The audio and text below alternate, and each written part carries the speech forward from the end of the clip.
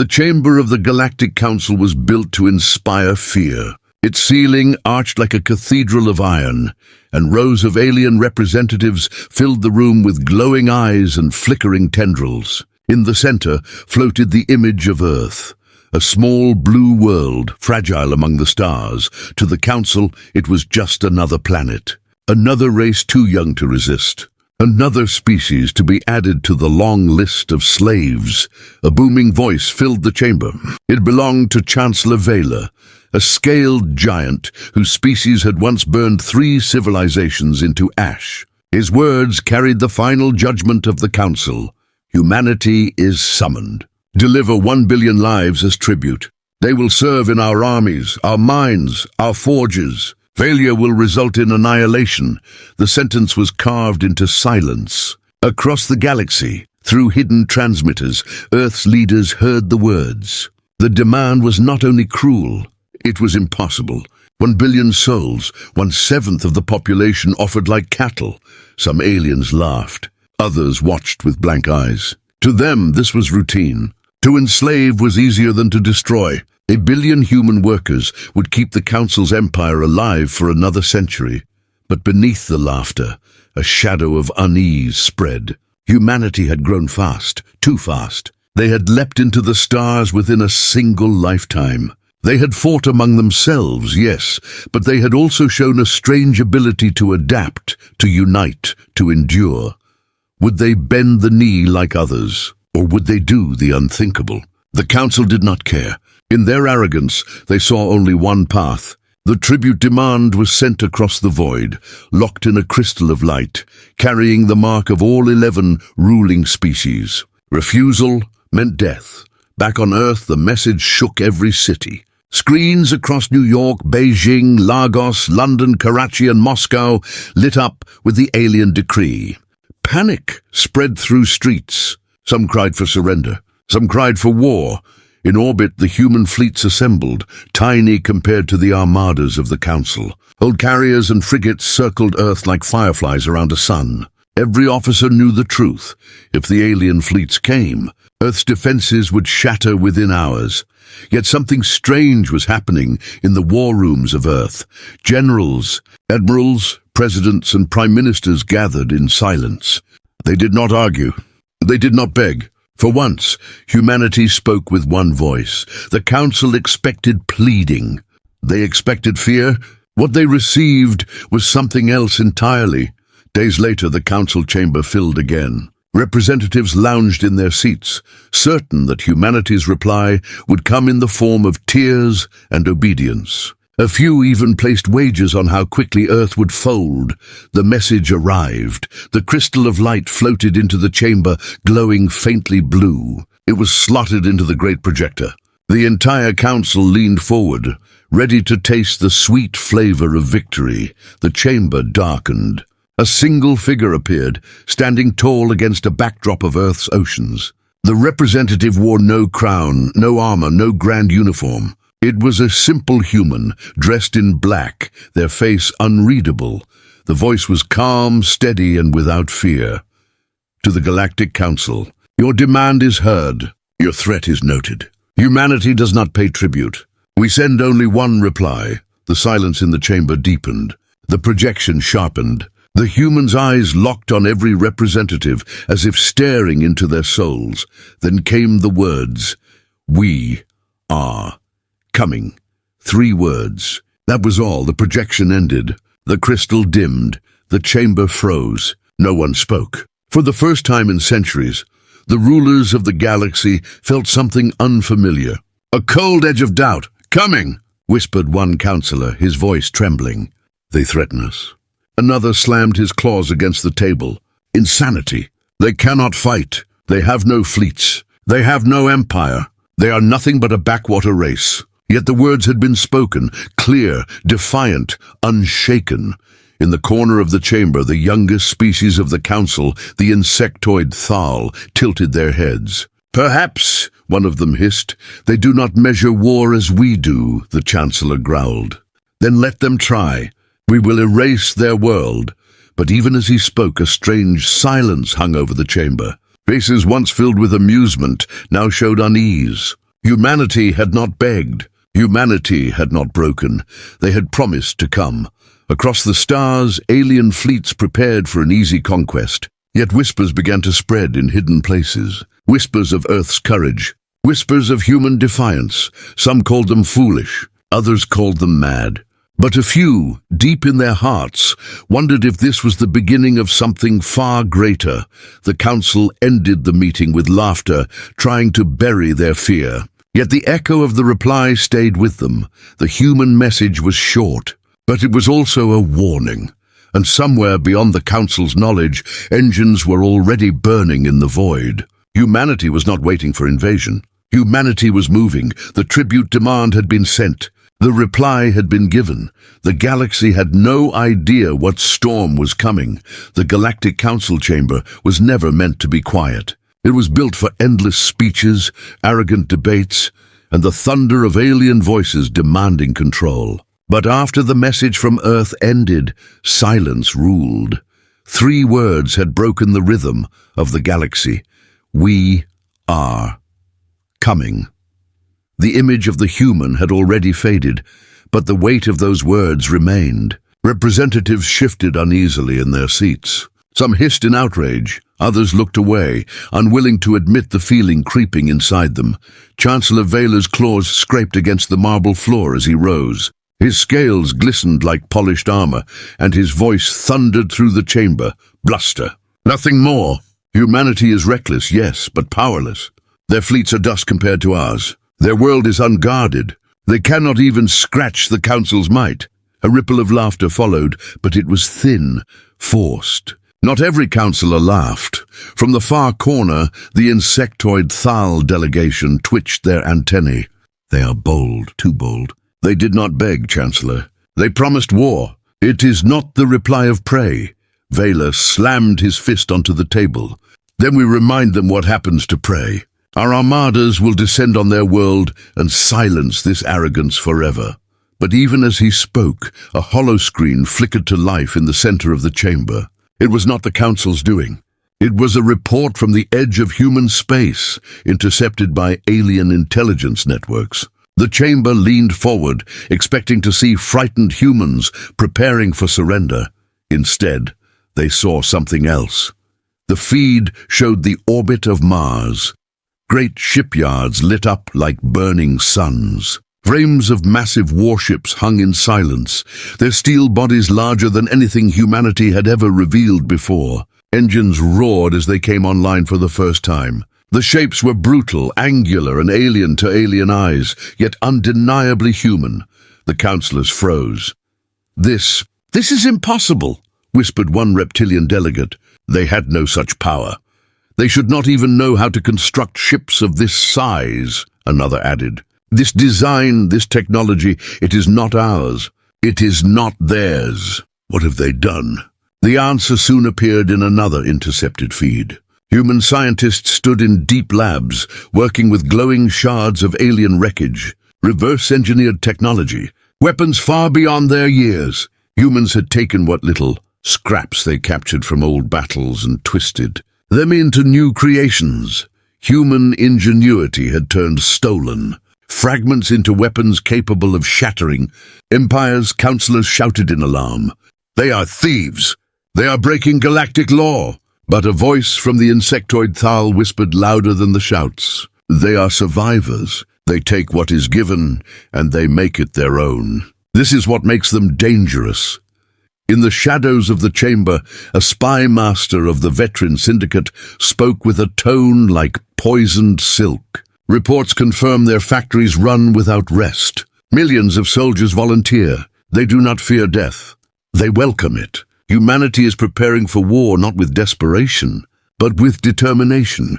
The chamber erupted in chaos. Factions screamed at one another. Some demanded a fleet be launched at once. Others demanded negotiations before humanity grew too strong. The arrogance of the council was cracking, and beneath it lay something they had not felt in centuries. Fear. Yet even in fear, they tried to cling to power. Chancellor Valer raised his arms. Order! We are the council. They are a single world, divided, weak. Let them build their toys. Let them gather their soldiers. When our dreadnoughts arrive, we will erase their defiance with one strike. But even his roar could not hide the truth. The reply had been unveiled. Humanity had answered not with submission, but with a promise of war. Far away, across the black of space, engines thundered. A single human flagship came alive. It was a monster of steel, larger than anything Earth had ever revealed to the stars. Its armor glowed red as its core awakened. Entire colonies watched as the ship crawled from the docks of Titan, Saturn's moon.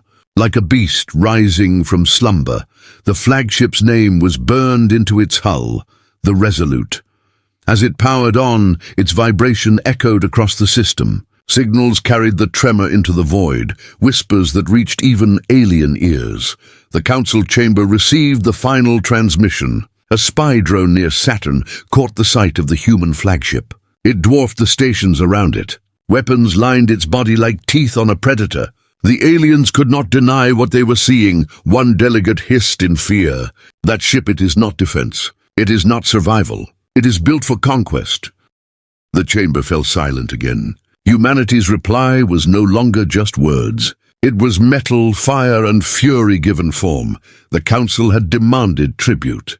Instead, they had awakened a war. The void around Earth had never looked like this. Where once only a few carriers and patrol frigates circled the blue planet, now entire shipyards blazed with light. Thousands of workers moved inside orbital rings, welding and forging warships unlike anything the galaxy had ever seen. From the surface, humans looked up and saw their skies filled with steel giants. From orbit, commanders looked down at Earth and felt a power they had never known before. Humanity was rising. The Galactic Council had expected fear. Instead, humanity had answered with fire. Their simple reply, "We are coming," was no bluff. It was a promise. In the war room beneath Geneva, the united leaders of Earth stood in silence as hollow screens displayed the awakening fleet. The flagship Resolute, birthed from Titan's icy moon, loomed like a beast of war. Around it, new dreadnoughts spread their wings, their engines igniting like suns. Admiral Hayes, a man whose eyes carried the weight of 3 wars, broke the silence. "The Council believes we will break. They think we are prey. We will show them we are hunters." No one disagreed. For the first time in history, every nation on Earth stood together. Flags and borders no longer mattered. Humanity had been threatened with extinction, and in answer, they had become one. The Council's spies watched in disbelief. Reports flowed into alien chambers. Humans are building faster than possible. Humans are adapting technology we thought forbidden. Humans are preparing for a war they should not survive. But the reports were true. On Mars, shipyards birthed destroyers with weapons powered by human-modified plasma cores. On Europa, submarines were being converted into space-capable stealth craft, their hulls coated in experimental alloys. On Earth, soldiers marched in endless lines, volunteers from every city, every tribe, every nation. They wore black armor etched with a single emblem, a burning star. Councillor Sirath of the insectoid Thal hissed when he read the reports. "They are not afraid of us. They are eager. They are building not for defense, but for an advance. They intend to carry war into our space." But most of the council still laughed. Chancellor Vela spat at the reports. "They are children waving sticks at thunder. Their ships are new. Their soldiers are untested. When our armadas arrive, they will fall like sand before the tide." Yet beneath his scorn, unease grew. Because the council's fleets were vast, but predictable, they fought with power, not imagination. Humanity was different. The first sign of that difference came near the edge of the Kuiper Belt. A council scout ship crept through the void, its hull cloaked in shadows. It expected to watch helpless humans scramble for defense. Instead, it found a trap. The Resolute appeared out of nothingness, engines silent, hull dark, hidden in a field of decoys. Before the scout could even transmit a warning, a human gravlance pierced its hull. The ship tore apart in seconds, scattered into frozen dust. The message was clear. Humanity had learned not only to build, they had learned to hunt. Back on Earth, the people celebrated. Every image of their awakening fleet was broadcast across the planet. Children pointed at the skies, watching massive dreadnoughts rise like mountains of steel. Families wept, not in fear, but in pride. They were no longer just Earth's people. They were humanity, united, but in the council chambers, the mood was darker. Reports of destroyed scouts spread quickly. Some species began to question the Chancellor. What if the humans truly march upon us? What if they strike first? Vela silenced them with his roar. Then they sign their own death. If they dare leave their world, they will never return. But his words carried no weight against the truth. Because already the human fleet was moving. The Resolute led the armada, engines blazing as it turned toward the stars. Behind it, dreadnoughts, destroyers, carriers, and stealth ships formed into ranks. Humanity's first great fleet stretched across the void, banners of fire trailing in their wake, and then the order was given, set course for council space. The fleet roared forward. Humanity was no longer waiting for invasion. They were carrying the war to the enemy. Across the galaxy, alien outposts detected the surge of human ships leaving Sol. Panic spread. Civilian colonies whispered, "The humans are coming." Council generals barked for calm, but even they knew the truth. The tribute demand had backfired. The slaves had chosen rebellion. And now the predators were loose.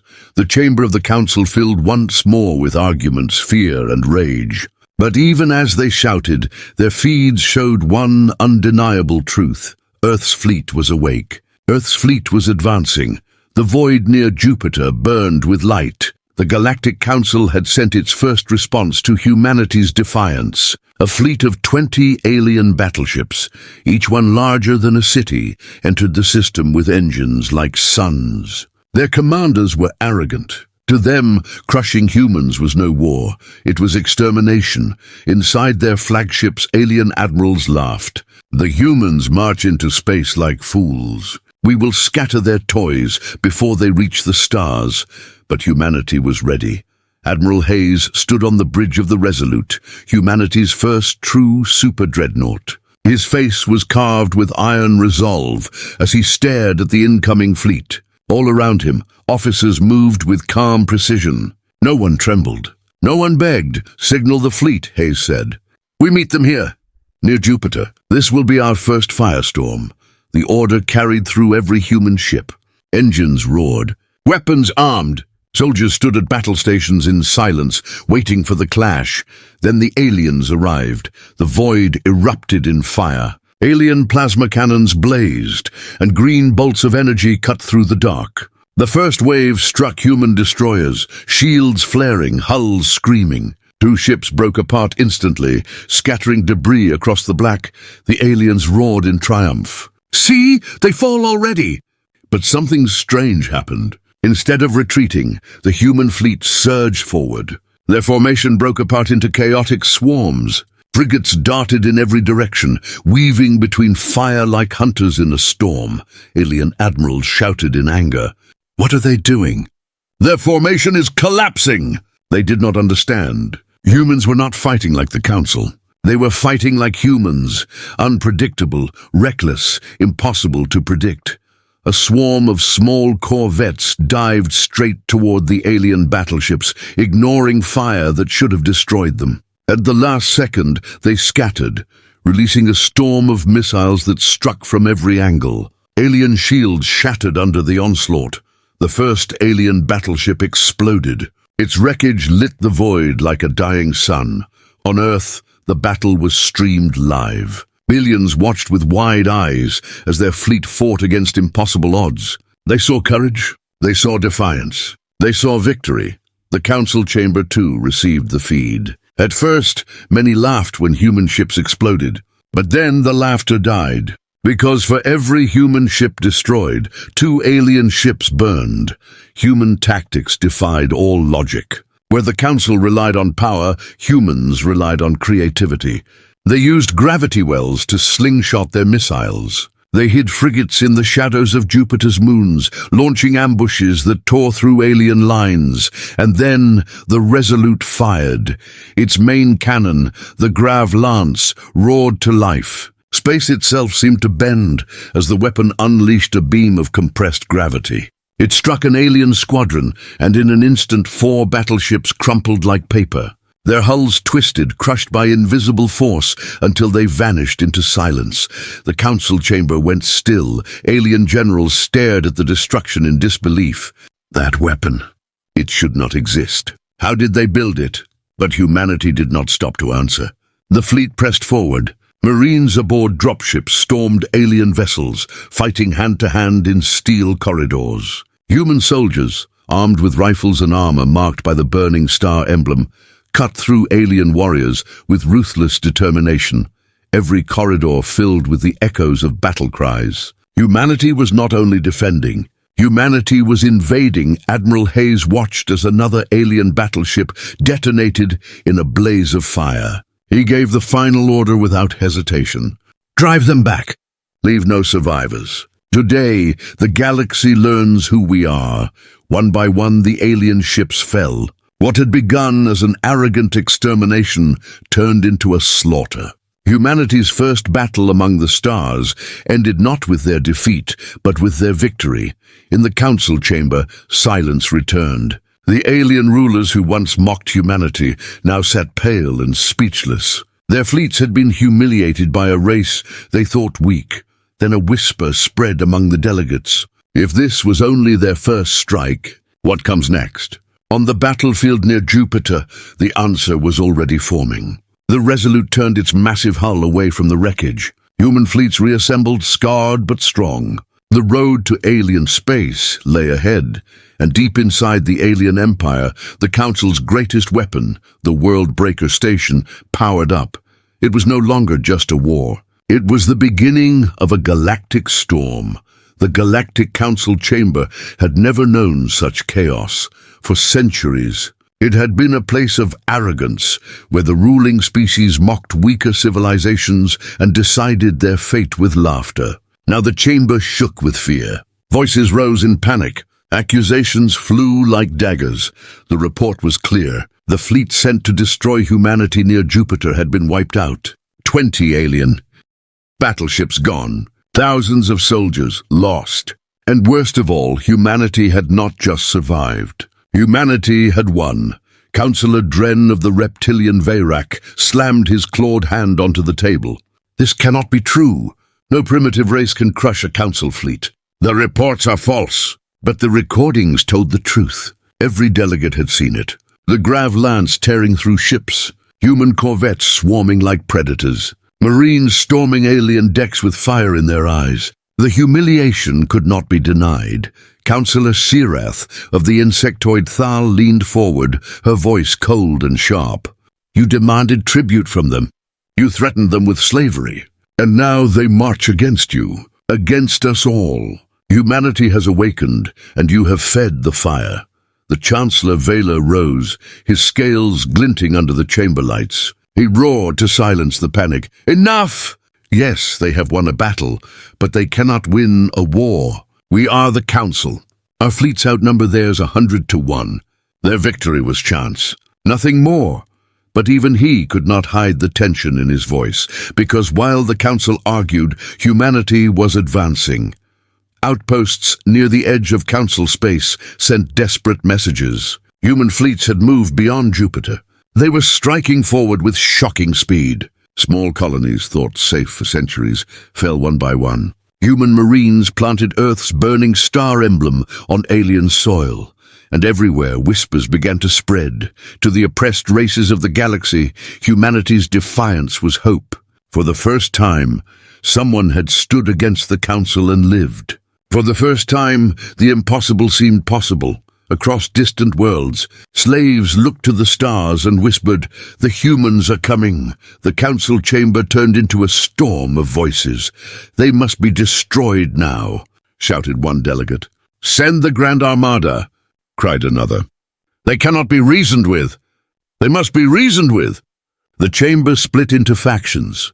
Some demanded immediate annihilation. Others whispered of peace talks, fearing what more battles might cost. Spy masters added to the panic with new reports. Human technology grows faster than we can measure.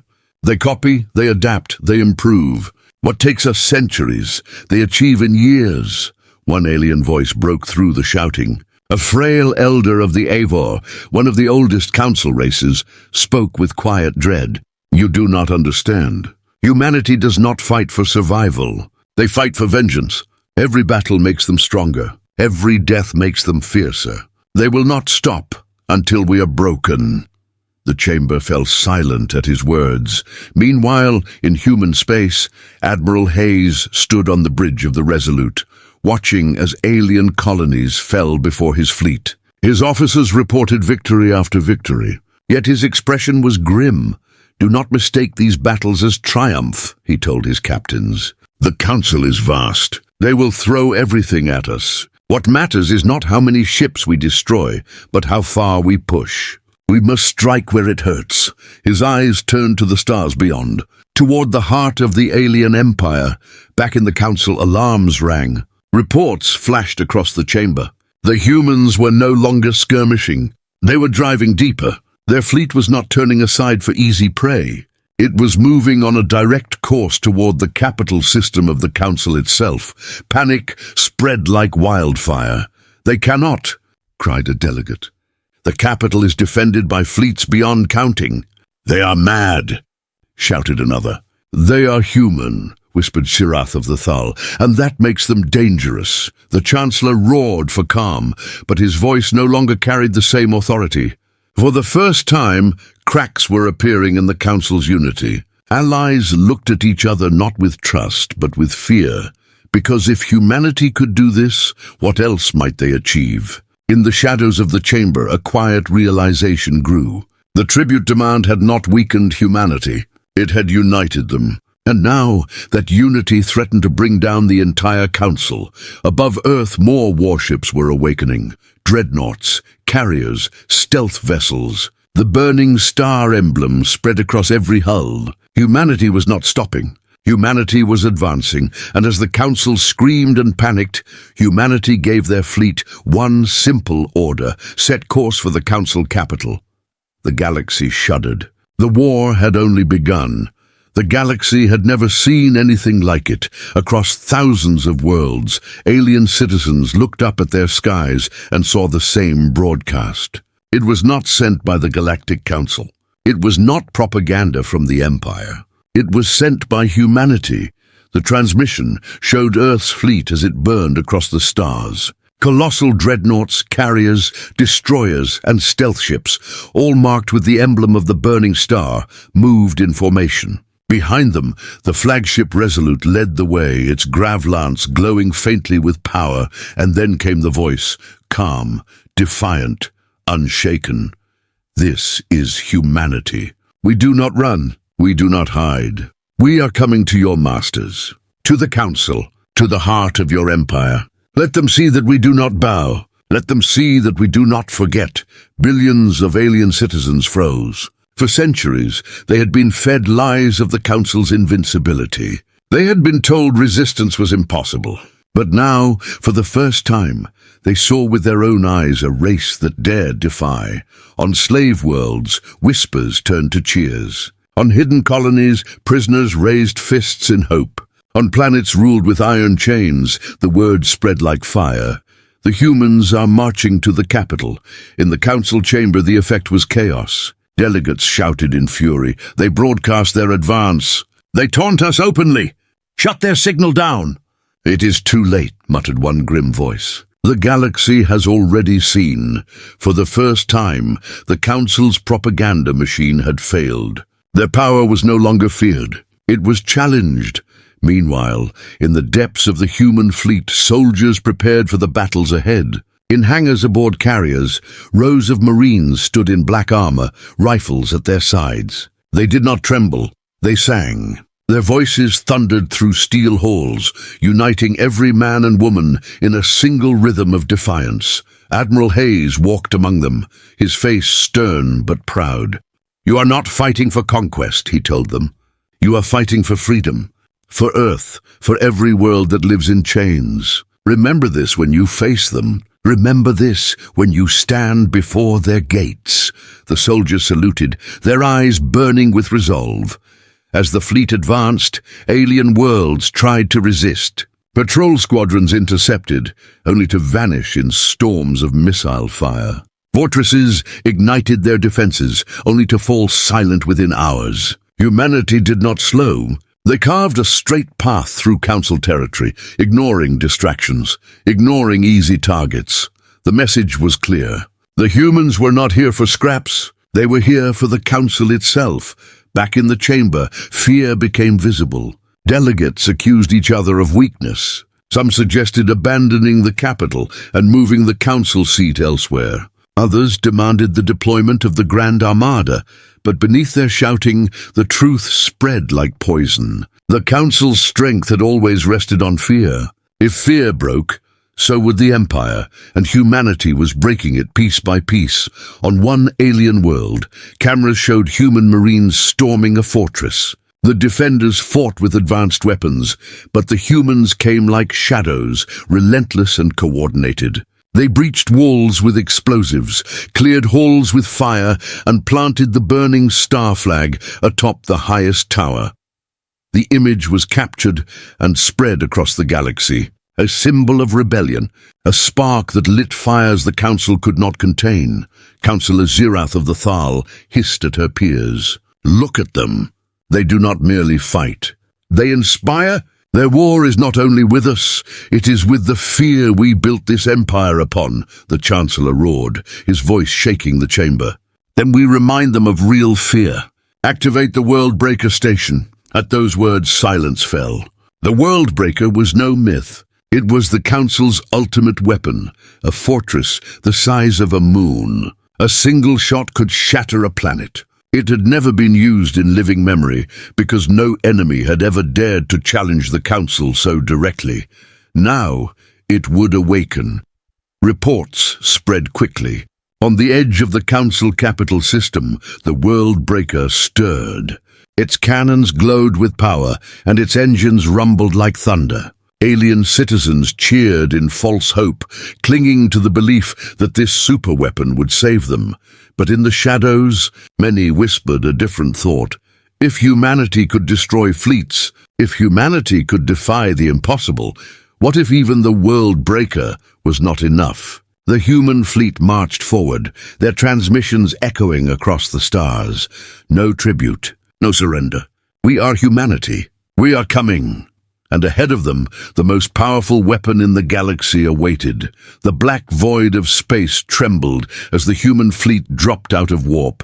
Before them hung a nightmare of metal, a fortress the size of a moon, covered in spiked towers, gun arrays, and glowing reactors. The World Breaker Station. For centuries, it had been the Council's final threat, whispered in fear but never seen by outsiders. Now its shadow loomed over humanity's path. Its main cannon stretched for miles, a colossal barrel capable of firing energy so powerful it could crack continents. Around the station, hundreds of escort ships hovered in tight formation, their hulls gleaming under the light of a dying star. For the first time, the humans saw the Council's true weapon. And for the first time, silence filled their comms. Admiral Hayes stood on the bridge of the Resolute, his eyes fixed on the monster before them. His officers waited for his word, their faces pale. A voice crackled through the fleet-wide channel. It was deep, commanding, and filled with arrogance. "This is the Council. You advance no further. Turn back, or your species will be erased." The World Breaker fires once. Humanity ends, the broadcast carried across the galaxy. Billions of aliens watched, their hearts trembling. Some prayed for humanity to retreat. Others prayed for them to fight, but the humans did not answer with surrender. Admiral Hayes leaned forward, his voice calm, steady, and defiant. "Fire your weapon if you dare. Humanity does not kneel," the words spread like fire. Across Earth, colonies, and even slave worlds, the message roared. Humanity would not back down. The World Breaker's reactors screamed to life. The main cannon began to charge, its glow turning the void into blinding light. The escorts moved into attack formation, preparing to crush the smaller human ships. "Shields up," Hayes barked. "All hands brace!" The humans fired first. Waves of missiles, torpedoes, and railgun fire streaked through the void. The escorts broke apart under the storm, but the Worldbreaker did not even flinch. Its shields flared, absorbing the impact like pebbles striking a mountain. Then the superweapon fired. A beam of raw energy lanced across space, brighter than a sun. It struck a human cruiser, and in an instant the ship was gone, atomized, erased from existence. The explosion shook the entire fleet. Alarms blared. Officers screamed. The Worldbreaker had spoken. Hayes gripped the rail, his jaw clenched. "Report." "USS Gallant destroyed, sir," an officer said with horror. "No survivors." The fleet went silent for only a heartbeat. Then came the answer. "Keep fighting." Humanity surged forward. Corvettes weaved through the escorts, dodging fire, striking weak points. Battleships opened up with grav lances, tearing chunks from the escorts' flanks. Fighters swarmed like hornets, distracting, harassing, forcing the enemy into chaos. But the Worldbreaker fired again. Another human vessel vanished, torn apart like paper before a storm. The council chamber erupted with cheers. Delegates roared with triumph. At last, they thought, the humans would break. Yet even as ships fell, the human fleet did not retreat. They pressed harder, closer, faster. Each loss only sharpened their fury. Each death made them more relentless. "Sir," shouted a tactical officer aboard the Resolute. "The Worldbreaker's shield grid is massive, but there's a weakness. Their power lines run across the surface. If we cut enough of them, the shield will collapse." Admiral Hayes nodded grimly.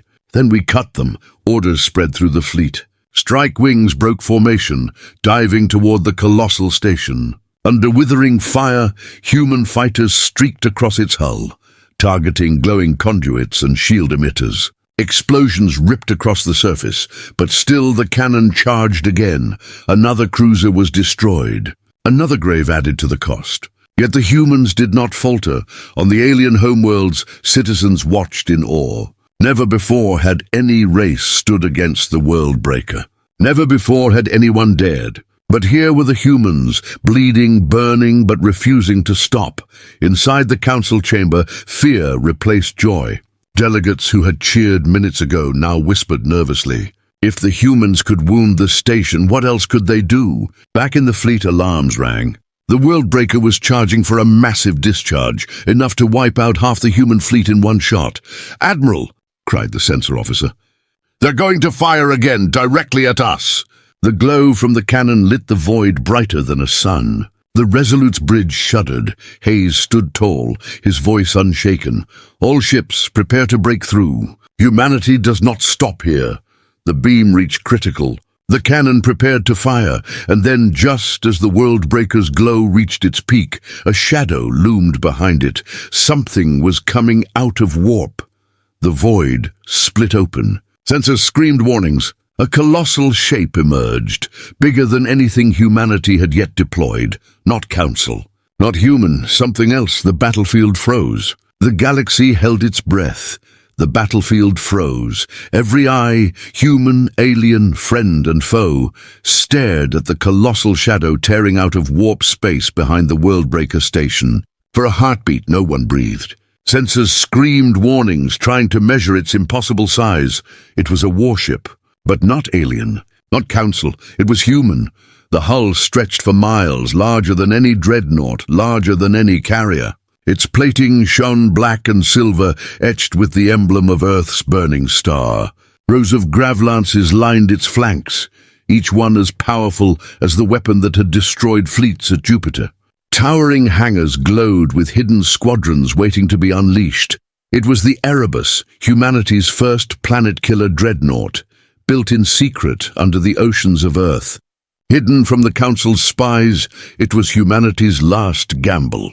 Where the Council built their Worldbreaker to rule through fear, humanity had built the Erebus to end tyranny. The sight shook the galaxy. Billions of alien citizens gasped. The Council chamber erupted into screams of disbelief. "Impossible," cried one delegate. "They cannot. They are too young, too primitive." They were supposed to beg for mercy, but there was no mercy in the sky. Admiral Hayes' voice rang across the comms. Calm, steel, unyielding. "This is the Erebus. This is Earth's reply. You demand tribute. You bring war. You threaten extinction. We answer with strength. The world-breaker cannon flared, preparing to fire at the new arrival. But the Erebus moved first. Its central gravlance ignited, brighter than a star, and unleashed a beam of annihilation.